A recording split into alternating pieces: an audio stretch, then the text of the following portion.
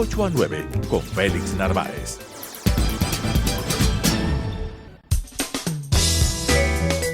Clasificación B, bajo supervisión de un adulto.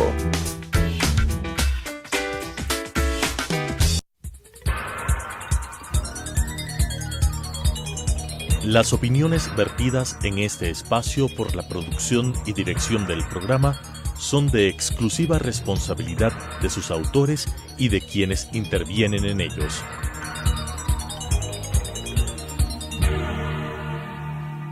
Telesucesos Canal 29 UHF presenta De 8 a 9 con Félix Narváez.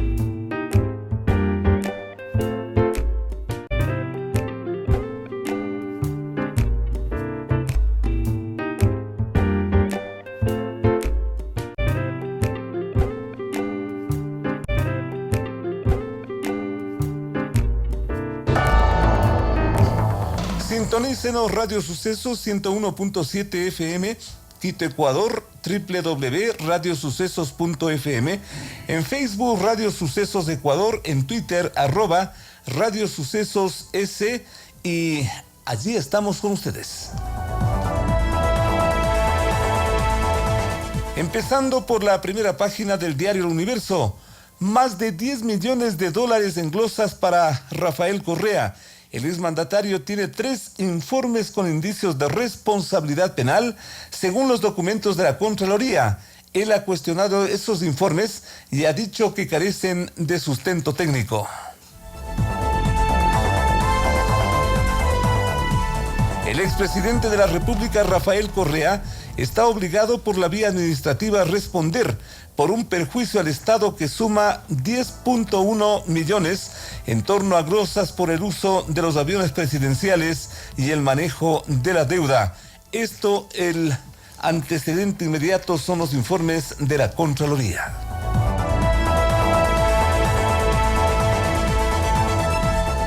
Uno de esos informes, el primero, sostiene que se realizaron vuelos en 2 aviones presidenciales y en los de TAME y Petroecuador y Petroamazonas sin solicitud y dirigida a la presidencia y sin autorización. Además, no se precisó el objetivo ni constan los manifiestos de pasajeros y se desconocen los nombres y las instituciones a las cuales pertenecieron. El segundo informe de la Contraloría señala su responsabilidad por emitir disposiciones para salvaguardar los bienes del Estado. La tercera señala que los aviones Legacy y Falcon fueron a paraísos fiscales como Panamá, Barbados, Trinidad Tobago, Guyana, Granada, Antigua y Barbuda, las Bahamas, Cabo Verde, Belice, Dominicana, Emiratos Árabes y Luxemburgo. En esos no se hizo el chequeo de los pasajeros ni de la carga, que nomás se fueron llevando a los paraísos fiscales. Solo el señor Correa lo sabe.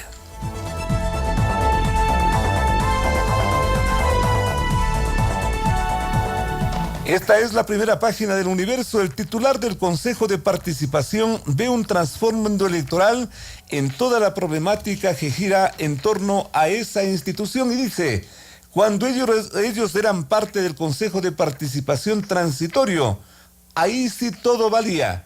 Ahora que ya no son parte, lo quieren reorganizar y nos quieren destituir.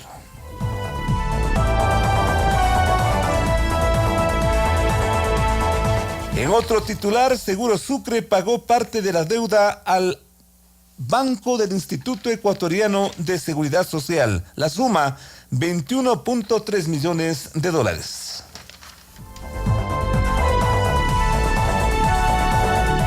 En lo internacional, Argentina se llena aún más de tensión. El jueves pasado, la justicia local solicitó al gobierno que revea toda la información sobre el proceso por el que en el 2018 se logró un crédito del Fondo Monetario Internacional de 57.000 millones de dólares en una causa que pone en duda su legitimidad. A partir de eso se han cruzado acciones que dejan en entredicho y crean dudas sobre el otorgamiento de ese dinero a la Argentina, y se produce vísperas de un nuevo desembolso de ese organismo de crédito.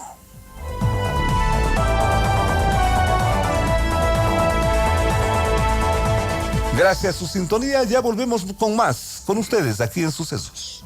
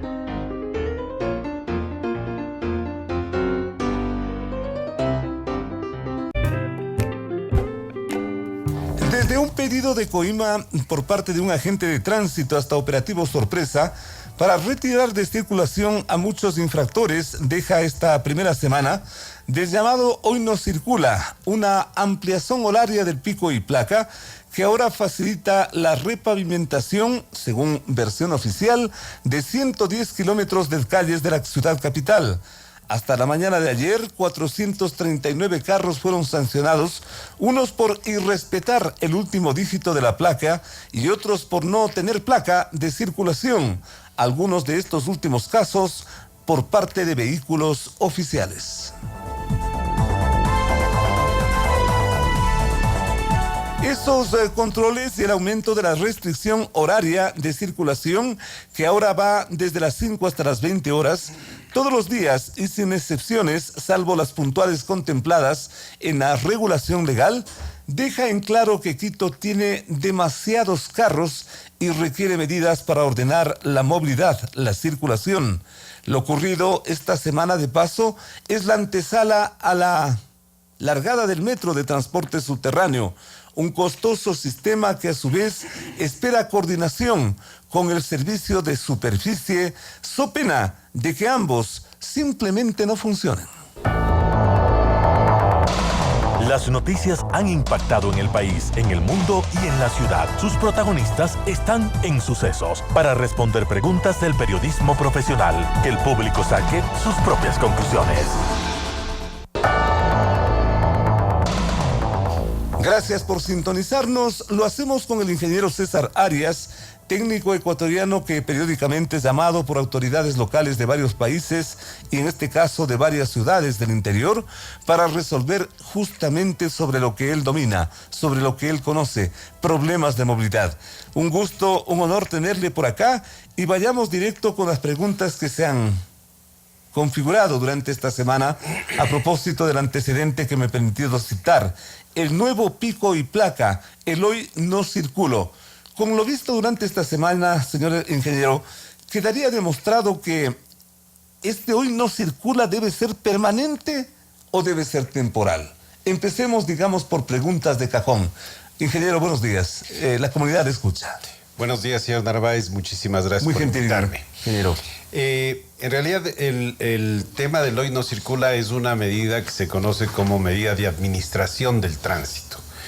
Estas medidas, cuando se toman, normalmente son irreversibles, porque de cualquier manera implican un beneficio para la circulación. O sea, en el fondo, las medidas de administración del tránsito tienden a que haya beneficio para la ciudadanía.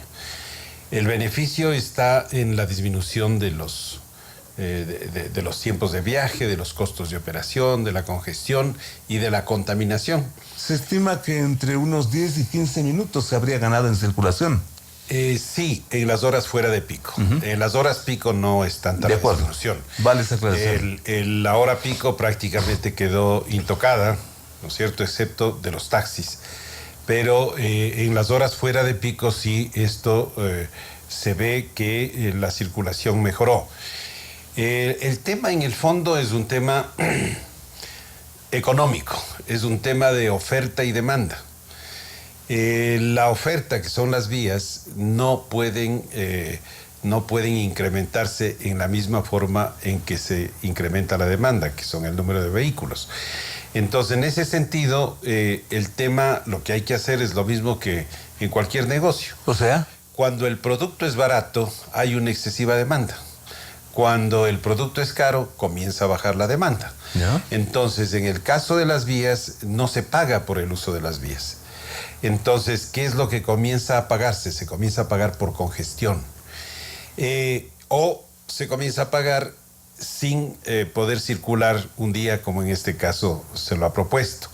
Entonces, la tendencia hoy en el mundo es a cobrar por el uso de las vías. El día que no se circula es una suerte de pago, consecuentemente. Claro, es un costo. Es un costo que se le impone a la gente que tiene vehículo, pero a cambio de eso los otros días le permite circular con más facilidad. Qué interesante. Entonces, al circular con más facilidad también disminuye sus costos.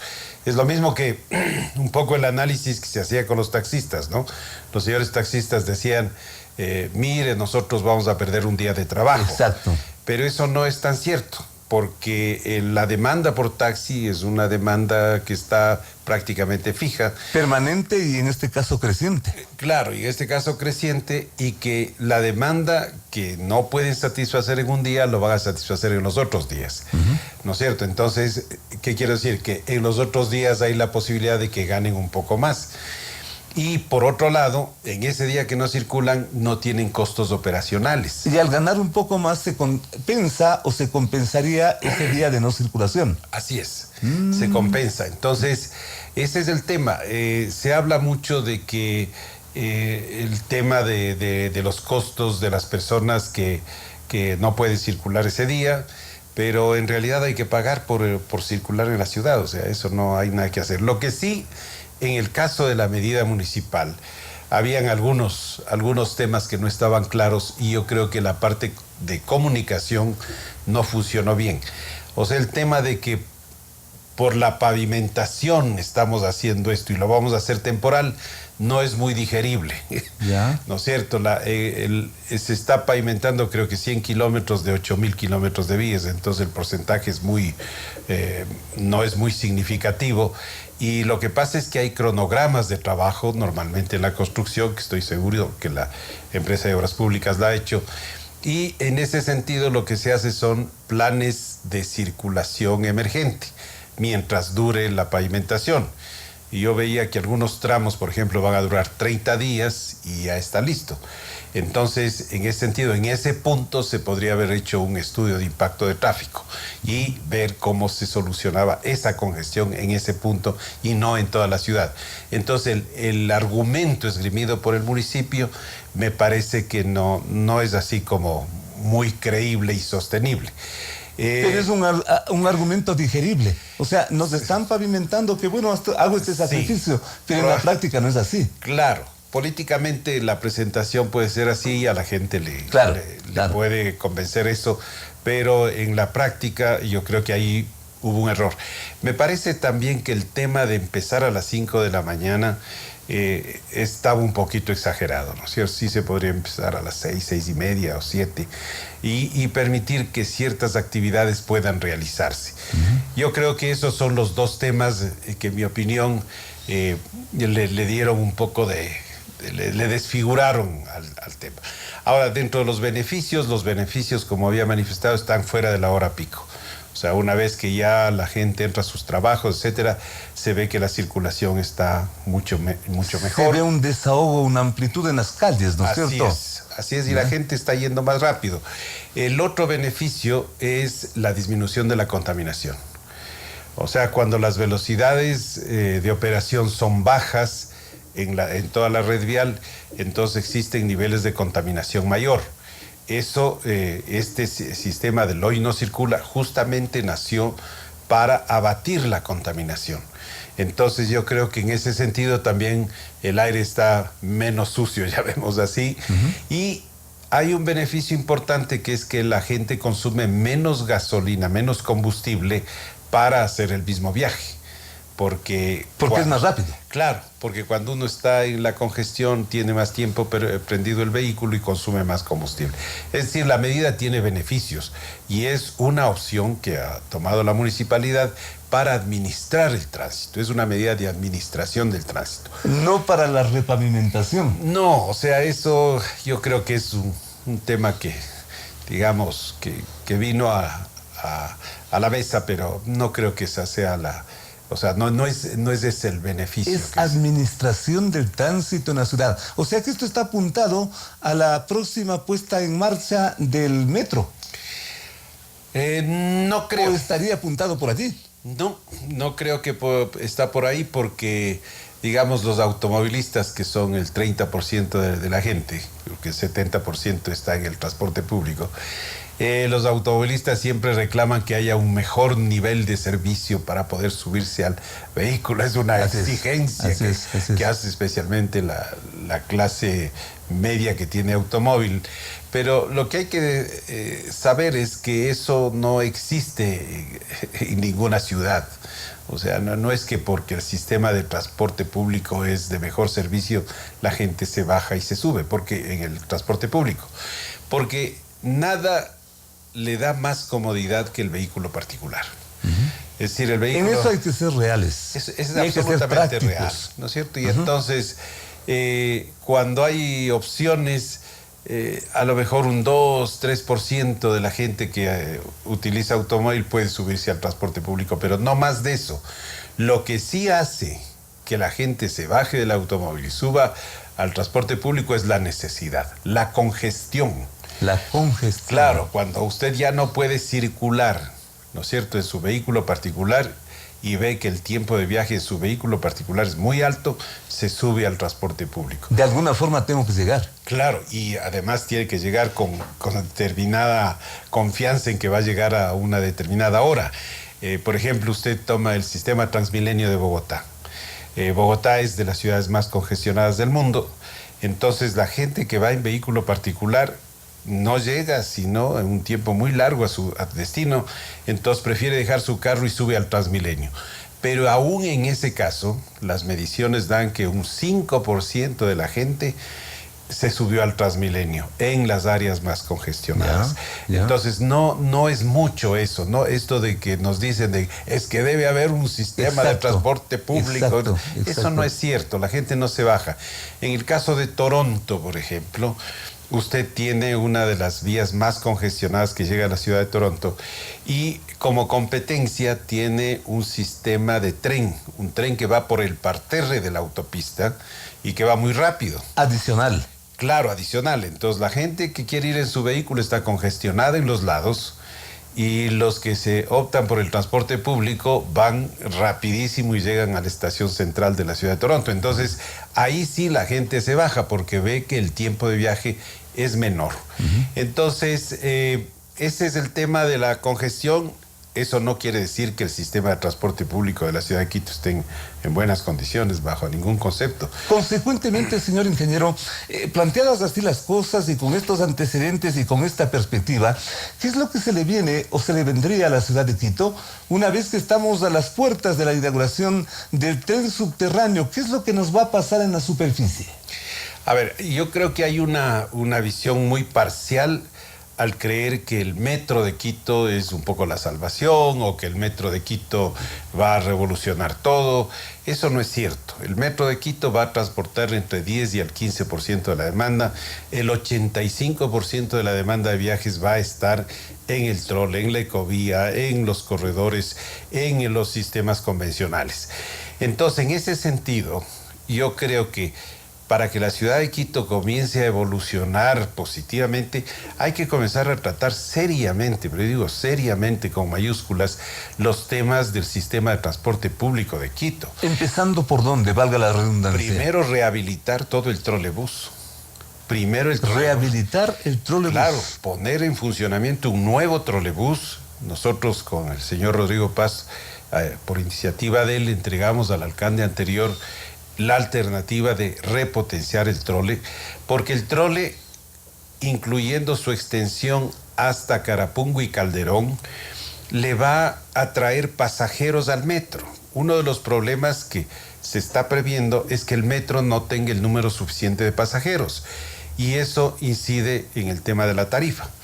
Entonces, hay que traer a través de la extensión del trole o de la extensión de un sistema con vehículos a diésel, desde Carapungo, el proyecto está diseñado, desde Carapungo hasta llegar a Labrador y a La Ye, donde La Ye es la otra terminal de este corredor Labrador-Carapungo. Repotenciando el trolebús. Tiene que repotenciarse. Lo que pasa es que, se está partiendo del hecho de que el metro ya va a solucionar todo, y no es cierto.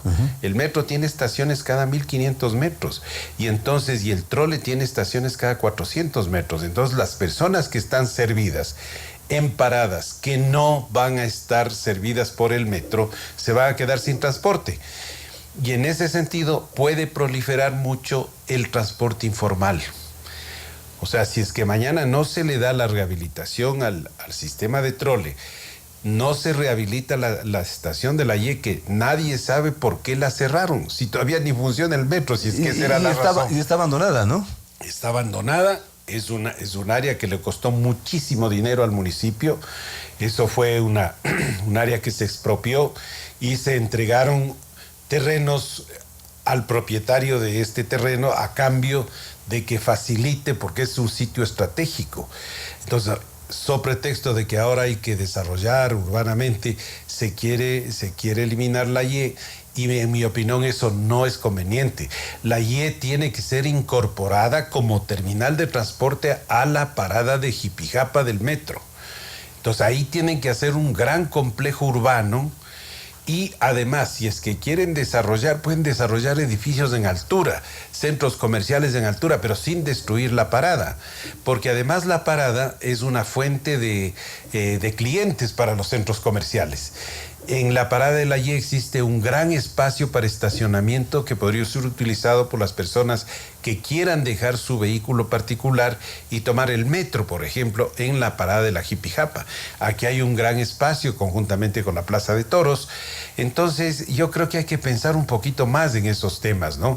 No solamente en el desarrollo inmobiliario, porque ahí perdemos todos, ¿no es cierto? Yo creo que en todas las ciudades del mundo las terminales de transporte se conservan, no solamente por el tema de la operacionalidad de los sistemas de transporte, sino también porque constituyen hitos históricos dentro de la ciudad que no pueden ser destruidos. Entonces, yo creo que la terminal de La Ye, que está concebida como una de las terminales del Labrador Carapungo, porque tenemos que ver que en el Labrador, por ejemplo, no existe espacios para mecánicas, no existe espacio para estacionamiento de buses, no existen espacios para administración, nada más que son unos andenes donde entran y salen los buses. Entonces eso no es una terminal. La terminal que está construida es la de La Ye.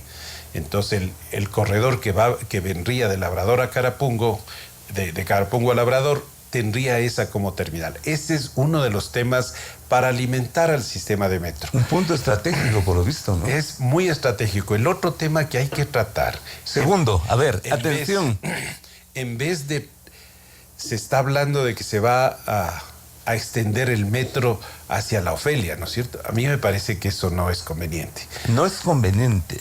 Porque ahí usted tiene una demanda de unos 5.000 pasajeros de hora dirección y el metro tiene una capacidad de 70.000 pasajeros de hora dirección. No se justifica. Entonces, no se justifica de ninguna manera. Y si usted ve al lado, tiene el corredor de la Ofelia, el corredor central norte que se llama, ¿no es cierto? El que viene por la Prensa y va hacia la Avenida América. Este corredor tiene una característica, que tiene capacidad de rebase en las estaciones. Y eso le da una capacidad muy grande que no está siendo utilizada. Y este corredor, este momento, está con unos buses absolutamente viejos que ya terminaron su vida útil. No se hace un nuevo contrato de concesión. Se habla de que podrían ir vehículos eléctricos. Creo que hay un vehículo eléctrico que está probándose ahí. Entonces el municipio tiene que preocuparse de este tema, realizar una muy buena concesión y luego hacer una derivación a partir de la entrada del aeropuerto antiguo por la Amazonas para que el corredor central norte se conecte en la estación de Labrador. Ingeniero, y en resumen, consecuentemente, si es que no se justificaría esta posible ampliación hacia la Ofelia que ha anunciado el nuevo alcalde, ¿qué es lo que se justificaría en sencillo y en la práctica? Hay que modernizar y hay que actualizar y ponerles a punto a todos los corredores. Con ese dinero que dicen que va a costar 400 millones y que terminará costando 600 seguramente, ¿no es cierto? Con ese dinero se puede construir el corredor Labrador-Carapungo que cuesta 80 millones, ¿no es cierto? Se puede revitalizar el trole que cuesta 100 millones. Se puede revitalizar ¿cómo se llama? El corredor central norte, el corredor suroccidental, la ecovía, ¿no es cierto? Y no llega a los 400 millones que costaría la extensión del metro, y ahí usted tiene 1 millón de pasajeros. Pero al anunciar la posible extensión del metro a la Ofelia, el asunto como que es vendible, la gente está muy contenta, que bueno, va a llegar el metro a mi barrio. Claro, porque ¿cómo se llama? La idea que se vende con los sistemas de metro es que el metro va a pasar a una cuadra de mi casa. Exactamente. ¿No es cierto? Uh-huh. Y que va a pasar a cada rato y que yo voy a tener un gran servicio, y eso no es cierto. Usted ve que el metro que va a funcionar, como le había mencionado, tiene paradas cada 1.500 metros, y eso significa que si yo estoy en la mitad entre dos paradas, tendré que caminar 700 metros para llegar a la estación. Y luego tengo que bajar 30 metros. Esa es la realidad. Claro. Y luego tengo que bajar 30 metros hasta llegar al andén, y los trenes vienen cada 7 minutos. Uh-huh. Usted toma el además que es un sistema en zigzag, ¿no? Si usted toma el trole esa sí es una columna vertebral. El trole sí es una columna vertebral. El metro lo están diciendo, copiando el concepto del trole de que es una columna vertebral, pero va en zigzag, ¿no? En cambio, el trole va directo. Usted no tiene que bajar a ninguna estación y el trole viene cada minuto. Entonces, son temas que hay que analizar. El secreto está, por lo visto, en el trole. En la buena utilización del trolebús. La buena utilización del trolebús, la buena utilización de los corredores, la instauración de circuitos transversales que puedan alimentar al metro, ¿no es cierto? Uh-huh. Y estas cuestiones hay que hacer antes de comprometerse a seguir ampliando el metro en sitios donde no hay demanda. Entonces, el gran desafío de las autoridades es justamente hacer un buen uso del dinero público. Ese es el tema fundamental y de base, porque lo que pasa es que a veces se confunde de que cuando los alcaldes llegan, este proyecto me gusta, entonces hagamos, ¿no es cierto? Entonces no es porque me gusta, sino porque tiene un beneficio para la sociedad, el mayor beneficio posible para la sociedad. Los economistas hablan mucho de la calidad del gasto. Exacto. Esto es la calidad del gasto.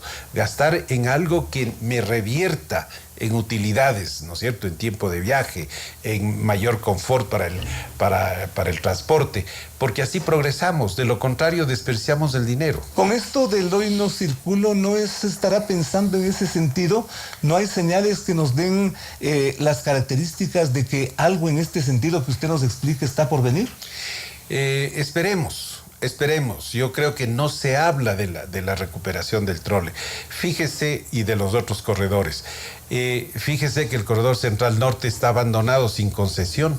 El corredor suroccidental, no sé si ya firmaron algún contrato. El trole, quitaron las rampas, por ejemplo, de acceso de los pasajeros, y eso ha causado una serie de accidentes, especialmente de personas de la tercera edad. Un accidente que se llama tipo cizalla, donde realmente las piernas que entran ahí por la falta de rampa no son cortadas al moverse el vehículo.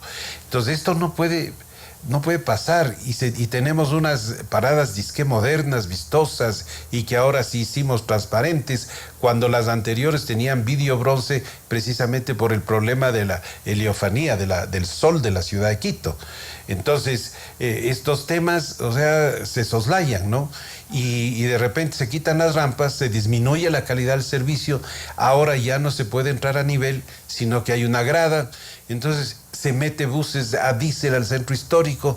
Entonces, fíjese, ahora con el cambio climático se habla todo el mundo de la movilidad eléctrica. Exacto. Quito en el año 1995 puso un sistema eléctrico y eliminó una gran cantidad de contaminación. Año 95. Año 95.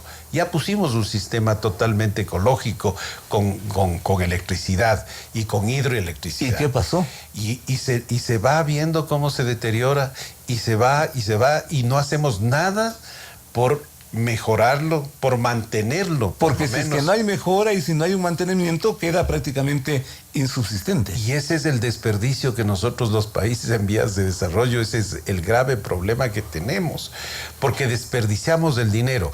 Un principio fundamental de la planificación es optimizar lo que usted tiene. Optimizar sus vías, optimizar sus sistemas. Lo que ya está hecho. Lo que está hecho, lo que no necesita una inversión. Sin embargo, nosotros con esta característica, por ejemplo, en los pavimentos, no hacemos mantenimiento, sino que esperamos que se destruya y nos toca construir de nuevo.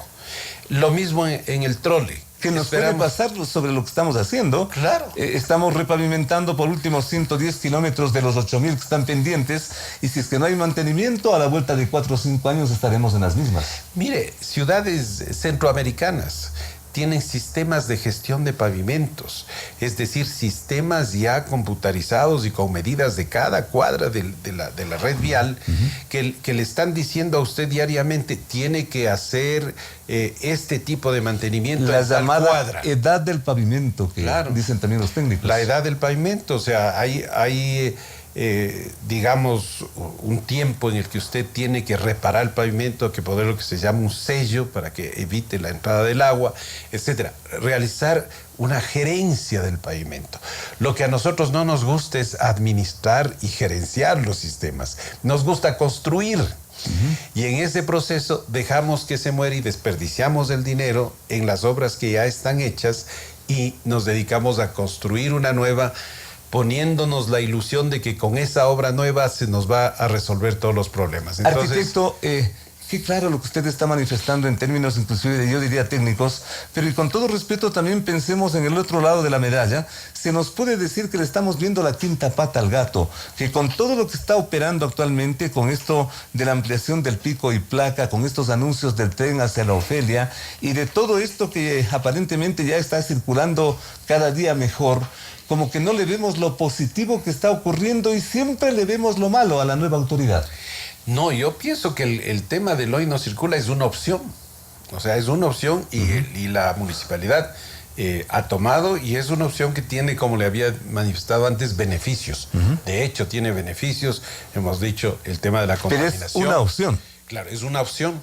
Hay otras opciones, por ejemplo, que en el caso de Bogotá usted pone no 2 dígitos, sino pone 3 dígitos y mantiene el pico y placa. Es otra opción, ¿no es cierto? Pero son opciones, pero yo creo que La parte negativa, como le había dicho, es el tema de comunicación, el tema de que seguramente en unas horas que no se necesitaba también se está prohibiendo la circulación. Pero yo creo que el saldo en total, en su conjunto, es positivo. Sin duda es positivo. Sin duda. Lo que yo sí creo que no es positivo es pensar en extender el metro. Ya tenemos esta experiencia. Tenemos la experiencia del metro actual. Y esto nos ha conducido a que la municipalidad tenga una deuda altísima. Y tenga problemas de financiamiento. Tiene problemas de financiamiento. Y sobre esa experiencia vamos a seguir invirtiendo en un sistema que nos tiene atados de pies y manos. Me parece que no es correcto.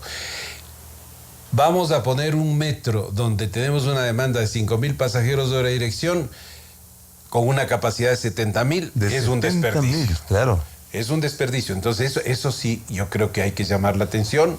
Digamos, obviamente el señor alcalde tiene toda la ¿cómo se llama?, la autoridad, y él es nuestro mandatario de la comunidad. Totalmente. Y él va a tomar la decisión, pero yo creo que sí hay que advertir de estos temas por responsabilidad ciudadana, ¿no? Qué distinto es hablar con gente, con personas que conocen desde el punto de vista técnico, desde la voz de la experiencia, asuntos que a primera vista parecen solucionados, asuntos que a primera vista parece que funcionan a las mil maravillas.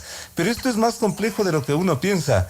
El aspecto de la administración, como dice, administrar lo que ya se tiene y optimizar lo que está allí pendiente, ese es el gran secreto de todo esto. Agradecerle, señor arquitecto, señor ingeniero, qué rápido se nos pasó el tiempo. Mire usted, me parece que fueron 5 minutos, pero realmente gracias a nombre de nuestros oyentes, que son lo fundamental para que saquen la mejor conclusión. Hasta la próxima, señor ingeniero César Arias, técnico en movilidad. Muchas gracias por venir. Muchas gracias a usted. Y ya volvemos con algo importante. ¿Piensa usted cómo es la economía familiar en tiempos de crisis? ¿Cómo tiene que hacer para manejarse en ese punto? Traemos a otra de las autoridades, a otro de los técnicos en materia financiera, en un momento aquí con ustedes.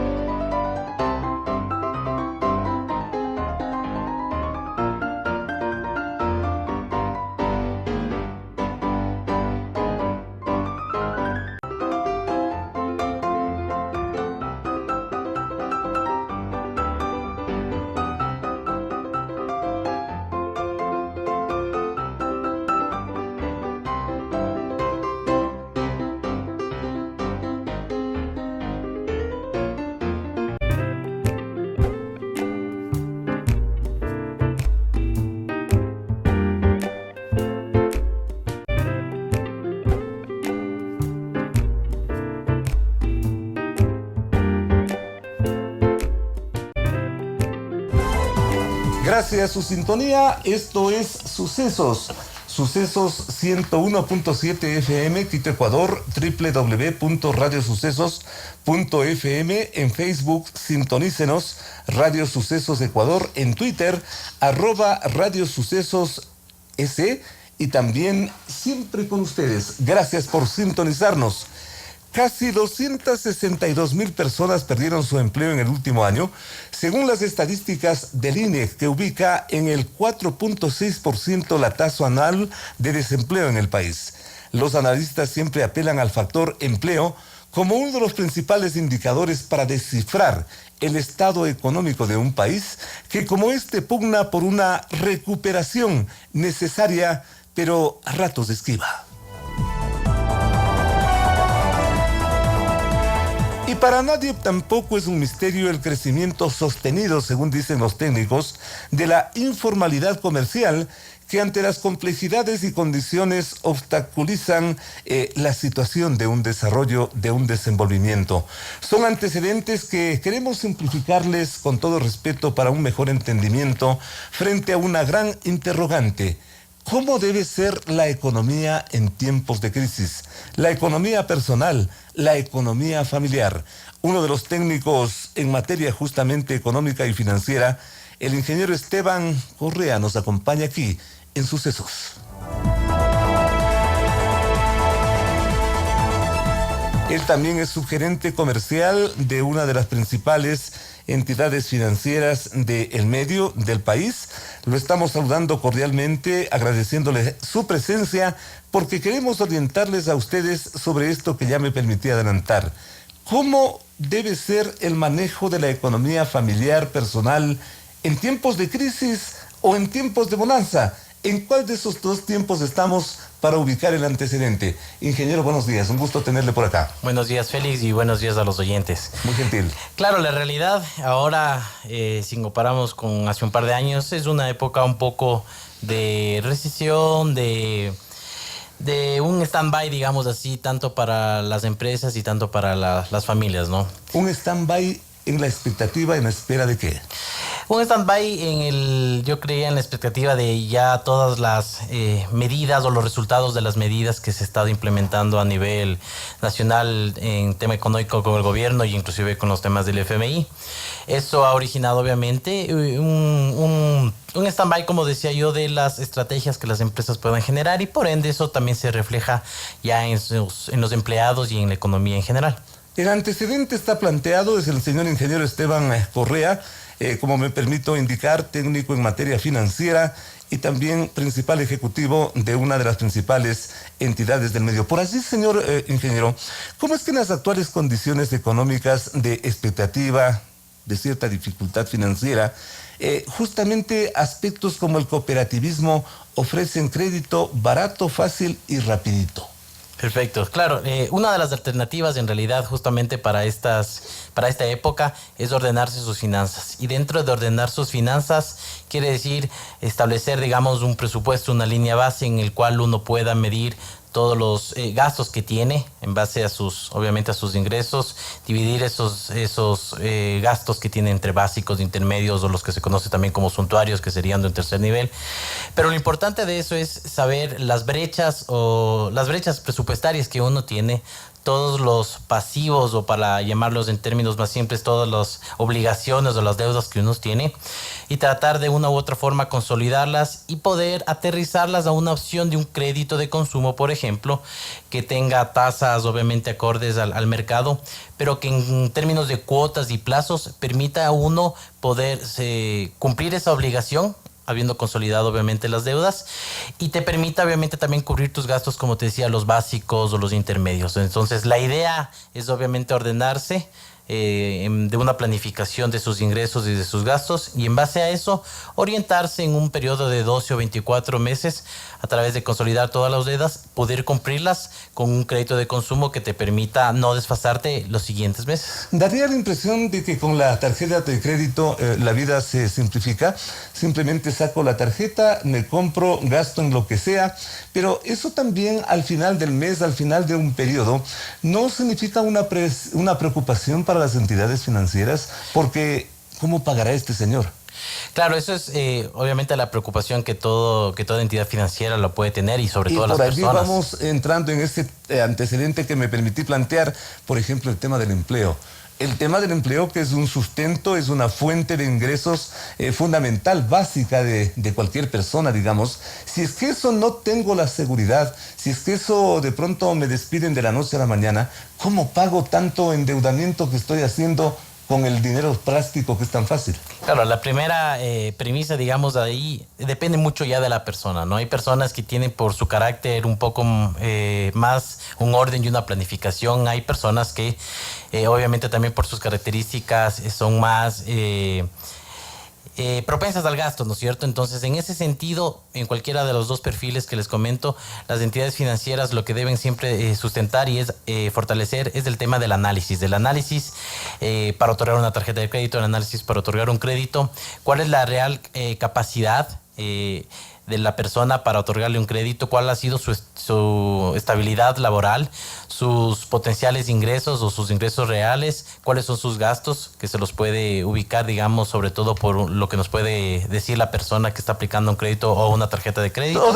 ¿Toda persona, cualquier persona puede ser sujeta de crédito? Obviamente tiene las consideraciones propias de las políticas propias de una entidad financiera, y esto está bastante relacionado al apetito al riesgo que pueda tener una entidad financiera. Pero básicamente todas cumplen los mismos principios de ver su capacidad de pago, el carácter de pago que ha tenido la persona y obviamente sus ingresos y sus egresos para determinarle si es sujeto o no de crédito y por ende también cuál sería su cuota aproximada, su plazo ideal, que eso es parte de un correcto, digamos, ética de una entidad financiera, es controlar y no desbordar la capacidad o el endeudamiento de una persona. ¿Qué tan alto, qué tan asequible es el costo del dinero en el medio? El costo del dinero ha venido, digamos, Estamos subiendo. hablando de los intereses, ¿no? Sí, estamos hablando, bueno, en realidad, solo para poner en concepto una entidad financiera o la intermediación financiera, es básicamente la captación que tiene una entidad financiera a través de los ahorros de las personas o de las personas naturales o jurídicas en un ahorro flexible, ahorro programado, un DPF, que es un depósito a plazo fijo. Nosotros o las entidades financieras reconocemos una tasa de interés a eso para un rendimiento de la persona. Y ahí viene la intermediación financiera, que es básicamente ese dinero colocar en los correctos créditos a las correctas personas para sea consumo, microcrédito, hipotecarios, pymes, etcétera, ¿no? Entonces, ¿cuál es la persona correcta a la cual se le debe otorgar un crédito? A la persona correcta que se le debe otorgar un crédito es que ha demostrado, como digo, básicamente una estabilidad laboral, si cabe el término. Lo laboral. Exactamente, una capacidad de pago, un carácter de pago. El carácter de pago va mucho, en realidad, tiene esa voluntad de realizar los pagos o ha tenido esa voluntad de realizar los pagos. Hay a veces circunstancias, como usted mismo lo menciona, de pérdidas de trabajo o reducción de salarios, y se ve cuando las personas se preocupan por eso y acuden a las instituciones financieras a refinanciar o reestructurar sus deudas. Eso es un carácter de pago y es importante para las instituciones porque demuestran que la persona no quiere dejar de pagar el crédito, sino más bien busca una forma de solucionar esa obligación que ha tenido con la entidad financiera. Sobre eso y en ese punto, quizás usted, pues como un técnico en la materia, nos pueda dar una luz.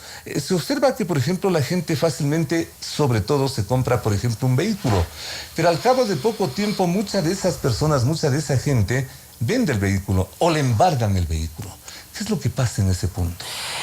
Como todo negocio en ese sentido, como todo análisis de riesgo, siempre existe el porcentaje de error, digamos, si cabe el término, ¿no? Porcentaje de error. Exacto. A ver, explíquenos de ese punto. El porcentaje de error es básicamente lo que uno, cuando hace un análisis para otorgar el crédito bajo todas las variables que se puedan determinar, siempre existe un porcentaje de error en el cual el análisis no es exacto, digamos así, ¿no? Porque tiene muchas variables. Entonces, ese porcentaje que siempre, obviamente, uno como entidad financiera llega a estimar de que sea lo mínimo posible, ese porcentaje son las personas que usualmente por algún cambio muy fuerte de su nivel, por ejemplo, laboral o su nivel de ingresos, no le permite cumplir esa obligación y obviamente se llegan a las consecuencias que están amparadas, digamos, en todos los temas regulatorios, etcétera, que es, por ejemplo, el tema de dar una dación en pago, por ejemplo, o vender el vehículo para cubrir la obligación. Muchos se ven de esos casos, ¿ah? Sí, se ven, es un porcentaje. Quizá el número se ve bastante o se ve grande, porque realmente el mercado automotriz de una u otra forma representa bastante los créditos que se otorgan las entidades financieras. Entonces, obviamente, al ser un gran porcentaje del destino de los créditos, se ve como que tiene un gran impacto. Pero en realidad son esos porcentajes que están dentro de ese error, si cabe el nombre, del otorgamiento de un crédito, ¿no? En cuanto a las entidades financieras, ¿qué tan sano está el ambiente, qué tan sano está el medio para la operación, para la operatividad de estas entidades financieras y que puedan ser tales en el tiempo y en el espacio y que de pronto no cierren sus puertas. Por supuesto, sobre todo yo puedo dar fe en el tema de las cooperativas, que es a la que pertenezco, del sector cooperativismo. Me parece que es Cooperativa Andalucía. Exactamente. Perfecto. Entonces, la Cooperativa Andalucía... Una de las principales, ¿no? Exactamente, dentro del top 10 de las entidades del segmento 1. Hablemos de ese punto, porque para que el público se oriente, ¿para qué darle las vueltas? A veces se dice que no es conveniente en términos hasta comerciales mencionar el nombre, pero yo creo, y con todo respeto del público y para mejor orientación de la opinión, es mejor poner ejemplos muy prácticos. Esta cooperativa, ¿cómo funciona? ¿Cómo se mueve?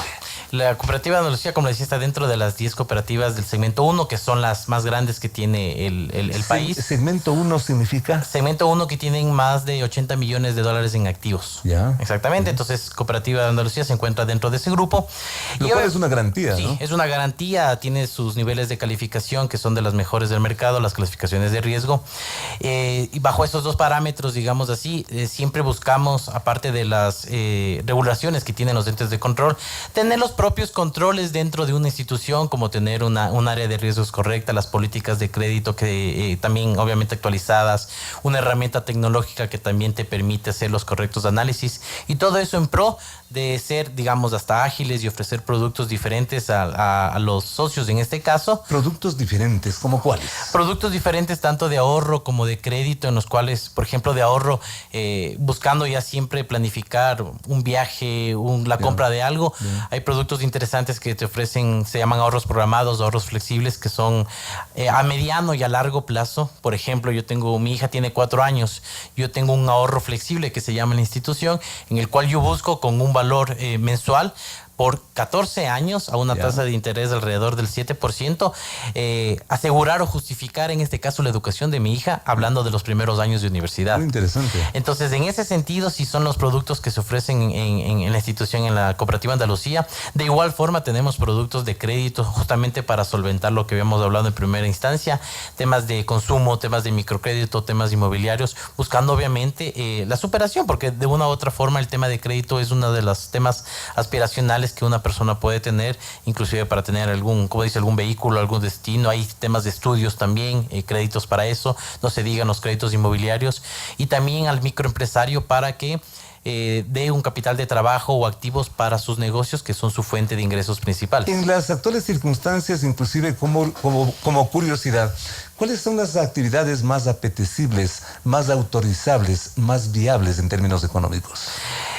Básicamente en los temas estamos viendo bastante temas de emprendimiento, obviamente, los temas de emprendimiento que están relacionados a temas gastronómicos o temas de comida, pero nunca están y nunca dejan de estar, digamos, en el ojo de estos temas importantes para obtener unos ingresos, los temas, dígase, agrícolas, también de la intermediación, digamos, comercial, ¿no? Llámese tiendas, negocios pequeños de venta de artículos, que son los principales, al menos que en una región urbana como Quito, tenemos de nuestros microempresarios. Entonces, el tema siempre de los emprendimientos relacionados a comida, relacionados también el tema de venta, de intermediación comercial, digamos, que es la compra y venta por ejemplo, de materiales, sean ferreteros, sean eléctricos, etcétera, siempre tienen su ojo, digamos, los emprendedores o los microempresarios que tengan algún tiempo, y siempre buscan un nuevo capital de trabajo para, como les decía, montos nuevos para capital de trabajo o activos fijos, en este caso maquinaria, etcétera, para generar nuevos productos o dar nuevos servicios a sus clientes finales. En términos de crédito, ¿cuál es la diferencia entre un banco y una cooperativa? En términos específicos no hay una gran diferencia en realidad.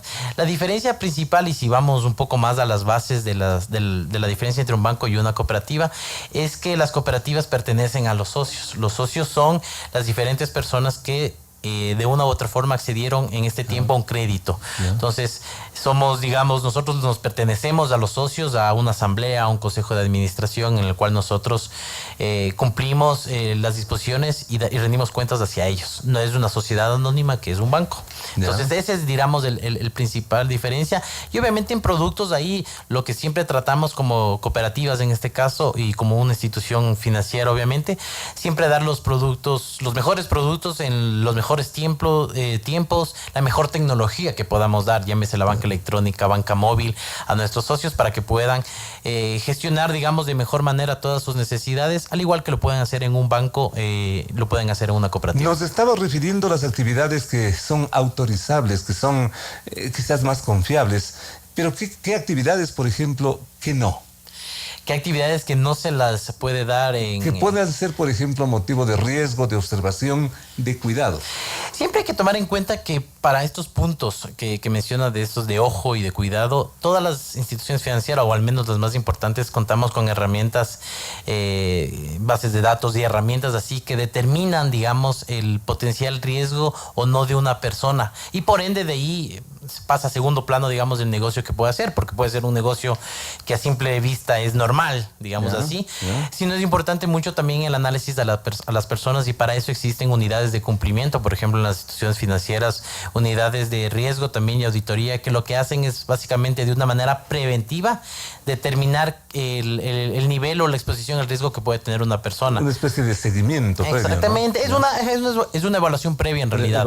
Cuando se hace aperturas de cuentas de ahorro, se les da créditos, nosotros siempre tenemos parte del análisis de crédito o de otorgar algún producto, es un análisis previo, como les decía, herramientas específicas que lo que hacen básicamente es ubicarte en si tienes en listas de observados o listas negras que se conocen, u otras, digamos, niveles de consulta en el cual te previenen un poco el riesgo que puedes tener de una persona. Dos curiosidades finales. ¿Hay gente que hace préstamos y de la noche a la mañana desaparece? Puede darse, está dentro de ese error. Lo que puede pasar ahí realmente se puede tener, digamos, como cualquier institución financiera, algún riesgo o algún tema de una omisión de algún proceso operativo que se pudo haber dado, y puede pasar esos casos. La verdad debe ser menos del 0.001%, y siempre está uno como institución financiera, si se da el caso en ese sentido, poner los ojos y tomar las acciones correctivas que puedan darse. ¿Cómo finalmente opera este personaje que a veces crea problema, crea preocupación en unos, yo creo que mucha preocupación en unos sectores, y quizás satisfacción en otros? ¿Cómo opera este personaje del garante? El garante en realidad es una de las opciones importantes para las personas que quieren acceder al crédito, que por A o B circunstancias no cumplen con un perfil establecido por cada institución financiera, y lo que hace básicamente es reforzar o asegurar, si cabe el término, o dar fe, digamos, a través también de su patrimonio, de sus ingresos, a una persona que conoce. El papel importante del garante de los ojos de una institución financiera es obviamente asegurar de una u otra forma esa colocación de crédito, y por ende atrás también los depósitos de las personas que confiaron, ¿no? Ese es también uno de los puntos del cual se consigue un garante. En cambio, para la persona que quiera acceder al crédito, el garante es su cuarta o quinta pata, que le puede dar una ayuda y una estabilidad para poder cumplir, digamos, su necesidad de consumo de microcrédito, y poder llegar ahí sí a cumplir un perfil para entregar el crédito. Obviamente, el nivel entre un titular y un garante, hay un nivel de confianza, hay un nivel de seguridad, digamos, tanto del garante como del titular, que puede cumplir esa obligación. Y por eso siempre es importante, cuando uno es garante de una persona o cuando uno solicita ser garante de otra persona, que exista realmente el compromiso de pago y el compromiso del cumplir la obligación en las condiciones que se hayan establecido. Elementos como los que hemos abordado con el señor economista ingeniero Esteban Correa, vamos a seguirlo, aspiramos ojalá periódicamente desarrollando para un conocimiento del público, de nuestros oyentes, con esto que podríamos llamar la economía en tiempos de crisis, de expectativa. Es importante, por ejemplo, este último aspecto que me he permitido plantearle como pregunta: ¿cómo opera un garante? Será motivo seguramente de otra entrega, de otra invitación a técnicos como el ingeniero Esteban Correa, para que nos explique estos detalles de los que operan en un crédito, los que influyen en una operación financiera. Es muy importante para que usted primero saque sus mejores conclusiones y usted también tome la mejor decisión. Al ingeniero Esteban Correa agradecerle, él es subgerente comercial de esta cooperativa Andalucía, que la hemos puesto como ejemplo también de cómo debe ser un buen manejo de las cosas en el medio. Ingeniero, hasta la próxima, muy amable. Muchas gracias, Félix, y gracias a los oyentes. Gracias sobre todo a ustedes, amables oyentes, por la siempre deferente atención. Nos deja pensando toda esta explicación técnica que nos dio el ingeniero César Arias sobre lo que está ocurriendo en términos de movilidad.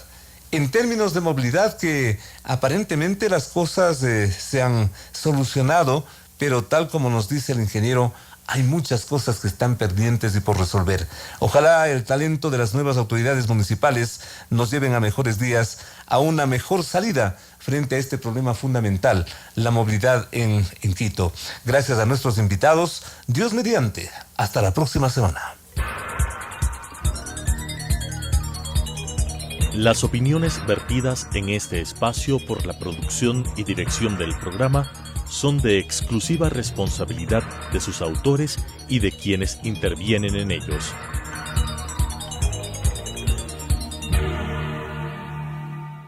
Telesucesos Canal 29 UHF presentó De 8 a 9 con Félix Narváez.